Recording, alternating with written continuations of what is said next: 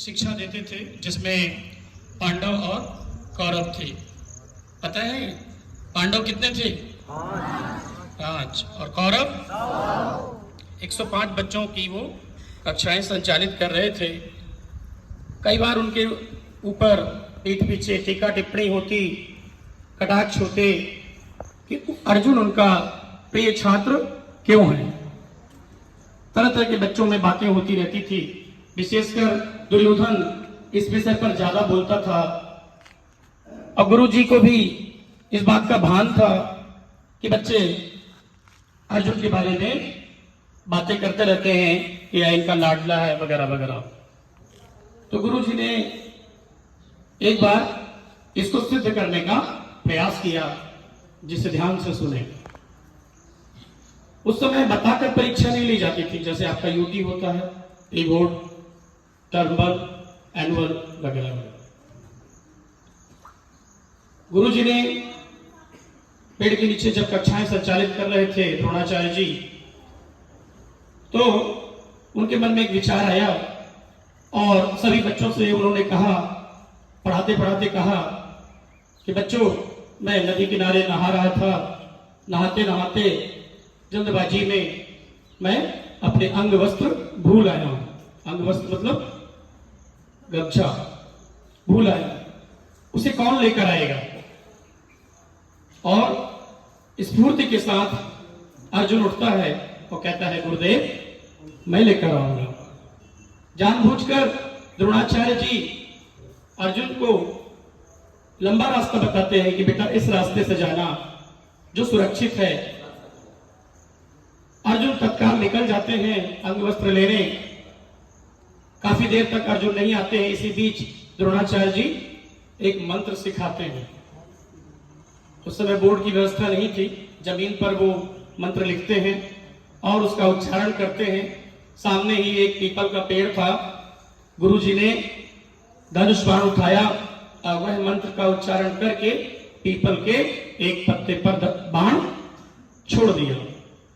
आश्चर्य, थोड़ी देर में उस पीपल के पत्ते पर एक बाण तो लगा ही लगा, लेकिन सभी पत्तों पर एक एक छेद हो गए। सभी बच्चों ने, साथ ही साथ दुर्योधन ने तालियां बजाई और गुरुजी का क्या किया? उत्साहवर्धन किया, प्रशंसा की। वाह गुरुजी, हमारे गुरुजी, सर्वश्रेष्ठ गुरुजी।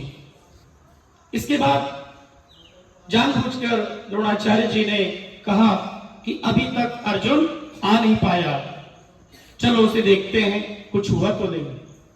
द्रोणाचार्य जी बच्चों के साथ उसी कक्षा को छोड़कर दूसरे रास्ते से, छोटे रास्ते से निकल जाते हैं।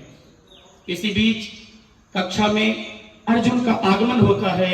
अर्जुन देखता है कि जहां पर गुरु जी का आसन लगा है वहां पर एक मंत्र लिखा हुआ है और मंत्र के साथ ही उसके मन में जिज्ञासा जगती है कि पीपल के पत्तों में एक एक छेद कैसे हुए।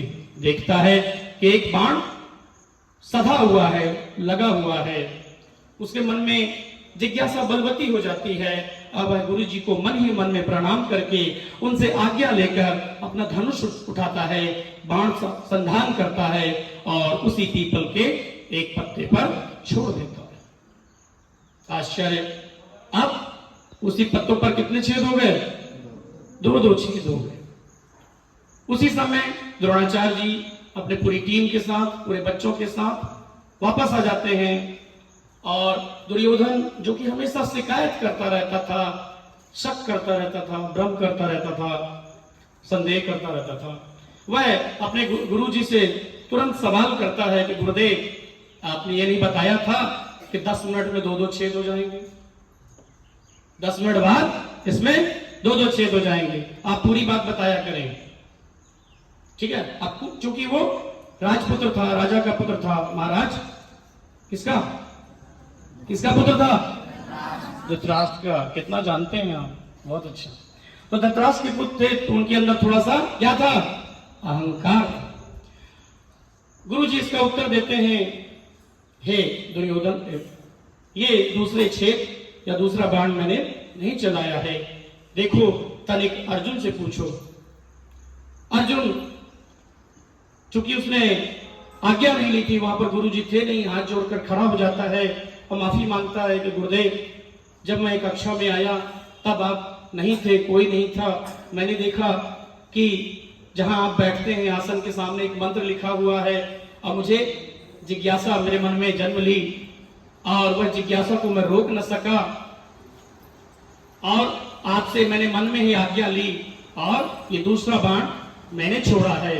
और गुरुदेव आपने इतनी अच्छी विद्या सिखाई, मुझसे रहा नहीं गया।